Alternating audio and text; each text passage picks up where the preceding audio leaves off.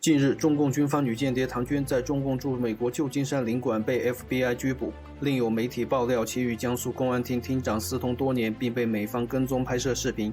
7月25日，中共官媒海外版报道休斯顿领馆闭馆事件，意外贴出新中国联邦部分旗帜，更有网友在评论区留言郭文贵和新联邦等敏感词汇。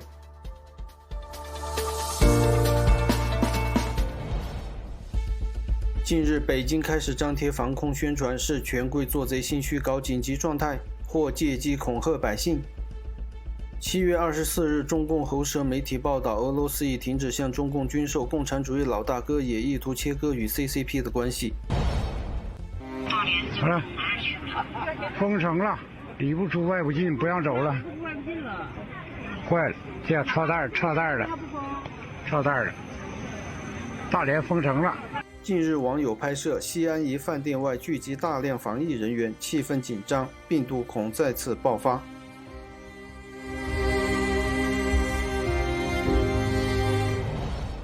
挨到这个水啊，然后刚才底下已经在喊说要我们撤离了，我们这里已经要撤离了。我的个妈呀！我们现在的那条河，我们变成了黄河啊！我的天啊，你们看啊，这个哪么得了啊！7月26日，隶属恩施的建始县内涝，百姓损失惨重。中共的灾情救援部队在哪里？来了，就在这个位置啊！已经到这儿了，手还在外头。这女的扯又扯不开，然后下头这样有人给她拿了个绳子。青山大桥地道8口已经开了，马上这水都过来了啊！该跑的赶快跑了啊！7月25日，四川南充、德阳等地暴雨灾情严峻。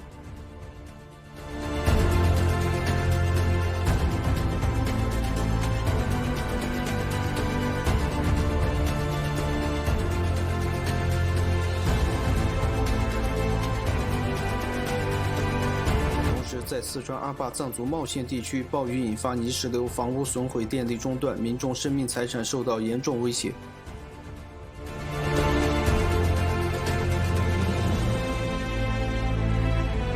7月26日，万州暴雨，内涝成灾。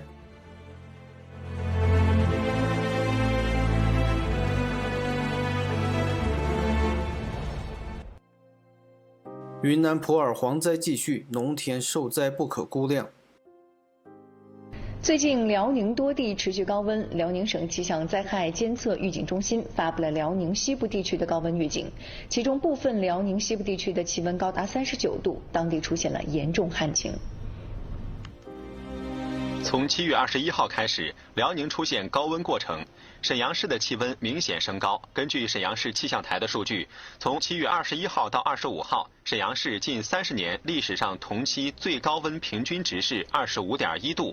而本星期沈阳的平均气温达到了27度。受到持续的高温影响，辽宁西部出现了旱情。截至7月25号，辽宁作物受旱面积1158.7万亩，其中重旱478万亩，特旱122.2万亩，有0.61万人出现饮水困难。中共官媒26日发文引述习书记吉林考察言论，在强调粮食安全时不忘6稳和6保目标，洗脑中共国百姓连续16年粮食丰收。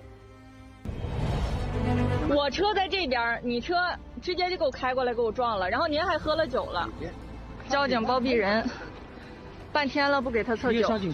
我现在就要求您测酒，这边有机子，为什么不给测？这个是测酒的机子吧？是吧？是吧？为什么现在都不给测？2个多小时了，为什么？為什麼？個香港人知道有4個議事會立喺，所以我哋決定全部人一齊上嚟托你哋一齊走。佢哋唔走，你都唔走，我哋同佢哋一齊走。而且係好多係同屋企，因為呢啲事情同屋企唔啱，唔敢唔冇屋企返，冇錢食飯，大家一齊籌期俾佢食飯。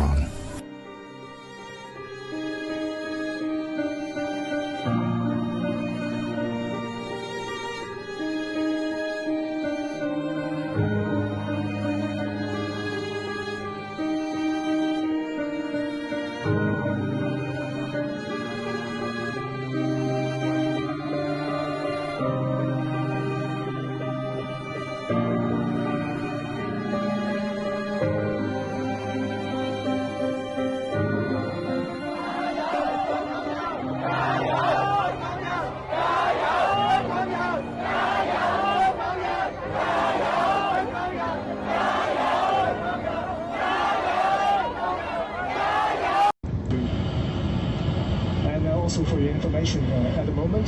There's a very peaceful and orderly demonstration at the Hong Kong International Airport arrival hall. All they demand is the withdrawal of the controversial extradition bill. So at the moment, everything is pretty quiet, very peaceful. So don't be scared by all these people wearing a black shirt and sitting at the arrival hall. And actually, in fact, you feel free to talk to them and try to know more about Hong Kong if you want to. And last but not least, 香港人加油，萬事小心。Cabin crew, 30 minutes to landing. Thank you.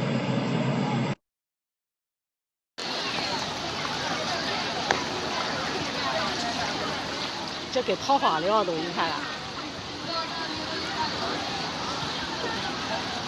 看这个女的挺困难的，她如果回来。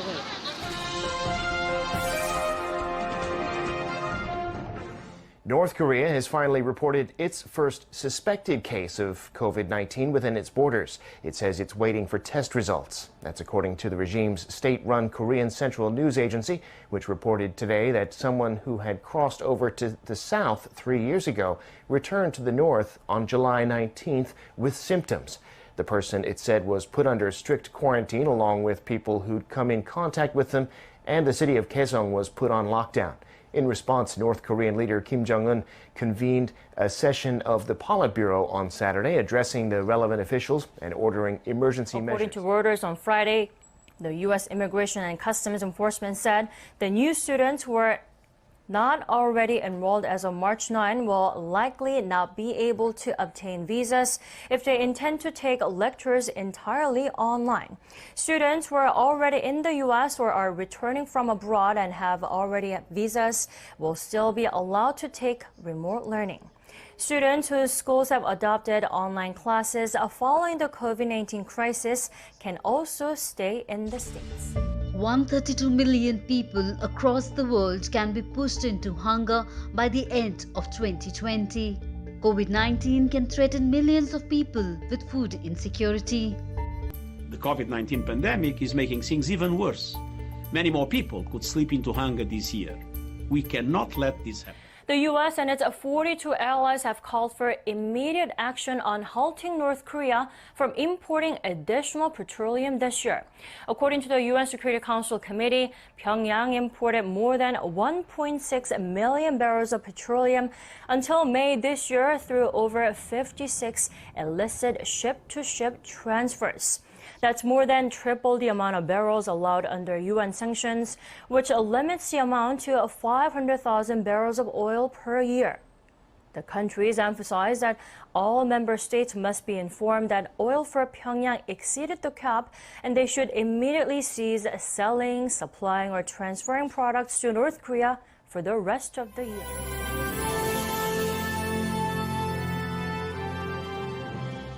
The Trump administration reacting after the Chinese Communist Party gives a U.S. consulate in Western China 72 hours to close down. We urge the CCP to cease these malign actions rather than engage in tit-for-tat retaliations. Beijing returned the favor 2 days after the U.S. kicked China out of its consulate in Houston with the same 72-hour deadline.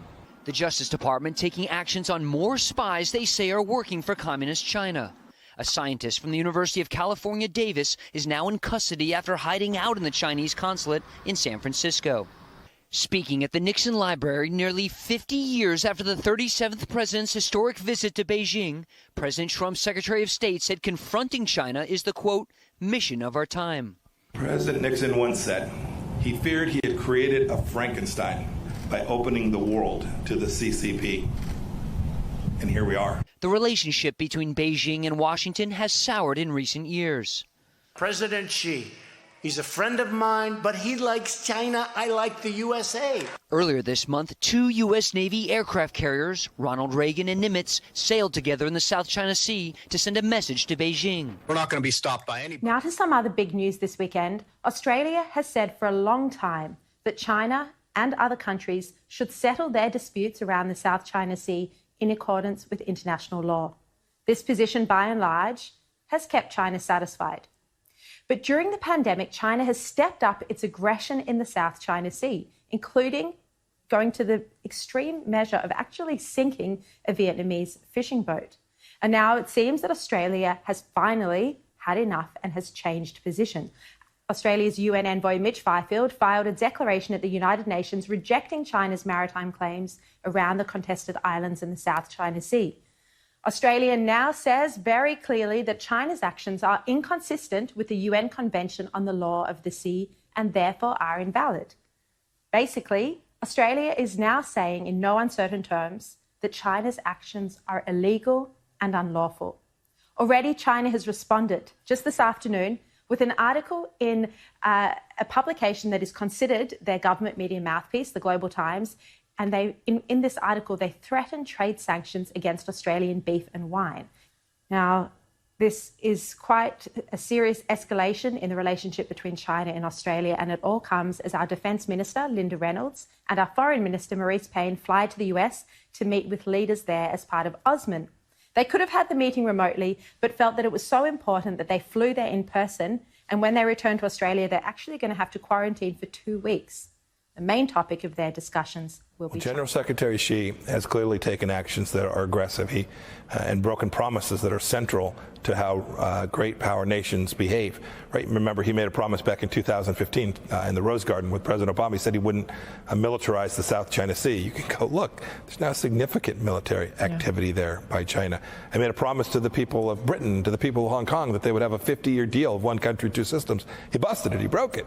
The United States is simply demanding that if the Chinese Communist Party wants to be considered in the League of Nations that have great power and great roles and great importance, they've got to behave according to promises that they make and the rules that have been set out for sovereign nations to preserve freedom for their own people. That's what we're seeking to see happen. Label it what you must, but President Trump understands that the previous administrations, both Republican and Democrat alike, turned the other cheek for an awfully long time and resulted in a real imbalance in the relationship between the United States and China. We aim to fix that. President Trump just said moments ago that trade deal is not as important to him anymore as it once was. Yeah, I understand that. I completely understand it. When you see what the Chinese Communist Party has done to our country and to the world, with their failure to live up to another set of promises they made to the world about their responsibility if a pandemic began to break out in their country, the cover-up that took place, you can absolutely understand why a trade deal like the Phase 1 trade deal no longer ranks first among all the various issues we have with the Chinese Communist Party. And we've seen across the world hundreds of thousands of deaths, trillions of dollars in economic destruction wrought on this world because the Chinese Communist Party failed to live up to some basic commitments to the world. You made a very strong appeal to the Chinese people in this speech, basically calling on them to call for a new form of government in China. Are you encouraging them towards regime change? And you said that we would encourage and empower, engage and empower. How will we do that? How do we play that role? What will that look like? Martha, I talked about several things, one of which is there are 1.4 billion Chinese people. And what I wanted to make clear in my remarks today is we want good things for them. They've raised hundreds of millions of people out of destitute poverty. We think that's a good thing. We're not trying to contain the prosperity for the people of China.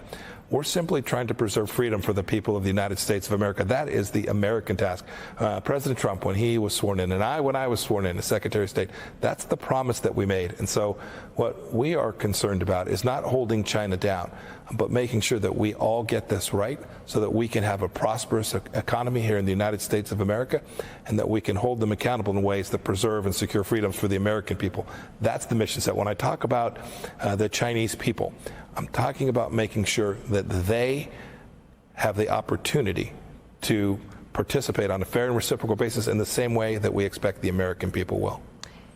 I guess, but if I'm the government of China listening to what you're saying, it sounds like you are encouraging the people of China to rise up, to push for a different form of government. And we see what's happening in Taiwan, where they have a genuine fear that they might be invaded or attacked by the mainland. You look at what's happening in Hong Kong, where they are experiencing a diminishment all the time of their independence. So those are very provocative words to the Chinese government to say, we want your people to push for a new form of government. Martha, that's not what I said. Go back and reread what I talked about. This was a speech about the American perspective and the need for a global alliance of freedom-loving nations. This is what we're demanding. We know that the Chinese Communist Party has a different system. They still have obligations to live up to promises even that they make to their own people. Our task is to preserve freedom and security for our people. Mm-hmm. And we know we need partners to do that. We know we need friends. I was in London and in Copenhagen just the last 2 days talking to them about this. The whole world is beginning to see that when you bend the knee to China, that bad things happen to your own country. It's our every expectation. What the whole world, indeed freedom-loving people all around the world, must demand is that the Chinese Communist Party live up to the commitments that it makes.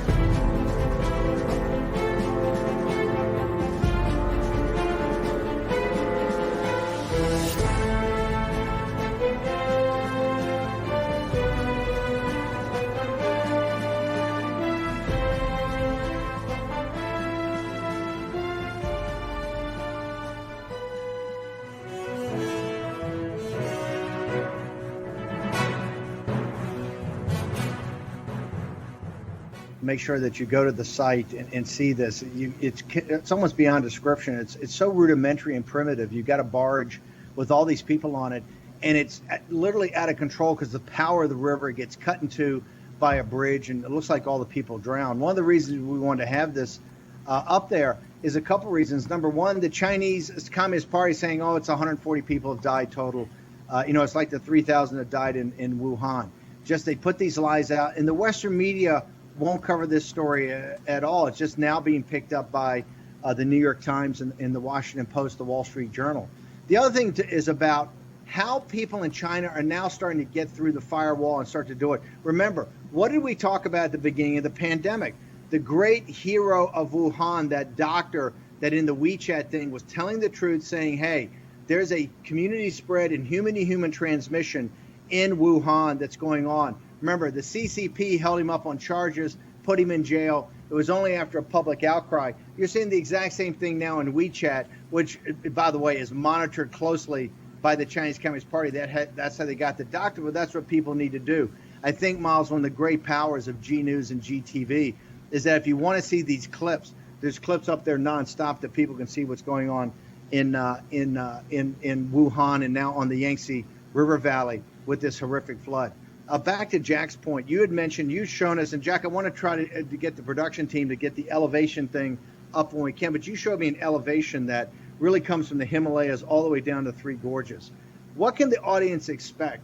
You mentioned the other day, the bad flooding hasn't even gotten here. The bad flooding is going to be from mid-July to about the 21st of August. What should people anticipate of what's going to happen at Three Gorges Dam in the Yangtze River over the next month? Sir, we watched the video. You think this is disaster, right? This real there is even worse. Okay, so you look at telling you here Himalaya. Yep. To here is the Wuhan, 6,000 meters, 60 million square foot high. Three Gorges down here. Here to here is the 13,000 Gorges dam. Only they want to build power station. And here to here, the far away is 3,400 km, right? Yes. Not miles, km.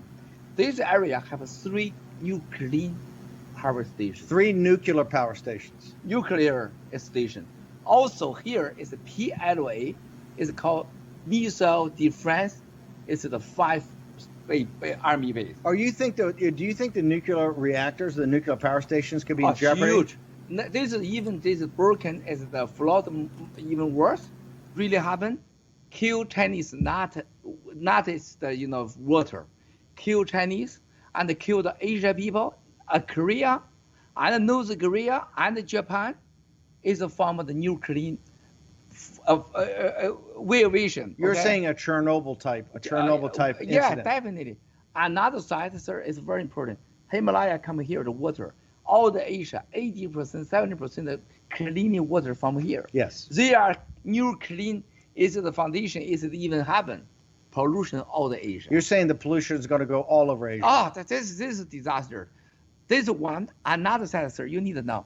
You look at the people die. You look at this. Look at this. They cover any truth. That's why America helped the CCP build a firewall. You one day must be get a trial. God and you hand.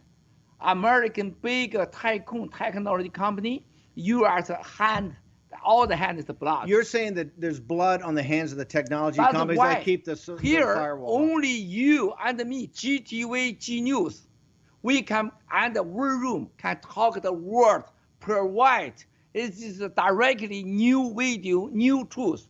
Why American cannot know the truth? Why American cannot get all the data? Because built a firewall and minority control by Wall Street money. That's the criminal. So, sir, I always say again, all the American, the Corona CCP virus, and the China, the Florida disaster is by Wall Street American tycoon company behind the control.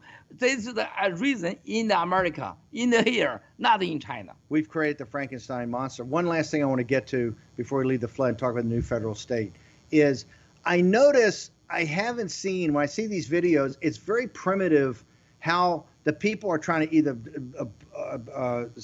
push up or support the levees, or how they're being escaping on these barges. I don't see a lot of people from the People's Liberation Army. Has the CCP deployed troops? Have they deployed stability forces? Have they deployed resources and assets to these cities to help the citizens as these massive floods are coming? Sir, maybe all the American people, Americans are really kind of people. Here have religion. CCP no religion. They think die is good. How can see 多难兴邦怎么说了那个多难兴they think disaster burn has priority.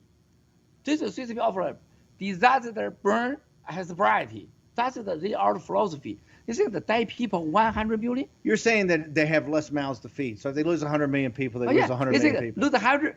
No, they look at 100 million. The country is more stronger, and food, don't worry too much food. They don't care. Day one, they build 3,000 dam, another 13,000 dam just for the get power station, energy. They never think you are for the die. They don't care. Even die can make my regime more bigger. That's why they are cover all the data, cover all the truth by you are created the evil, firewall system. That's totally the truth. But Americans you are very kind religion. You never believe that the evil can do this, but this is real. That's true.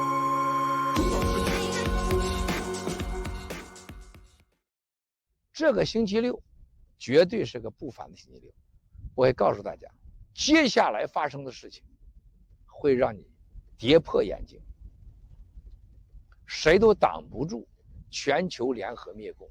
但是我们别天真，不要 too naive， 不要抱幻想。我觉得路德先生说的这句话是对的。亲爱的兄弟姐妹们，我再想说一句话，路德先生节目当中提到一句话非常好，灭共你重不重要？你最重要，就差你这一票啊！爆料革命、灭共事业，你最重要啊！不能说共产党你完了，然后我不重要，不，我最重要。没有我灭不了共，没有我共产党死不了。必须有这观点呐，必须有这个意志啊！念念不忘，必有回响。庚子年，庚子这个运气，庚子的整个的力量，今年就是庚子灭共年。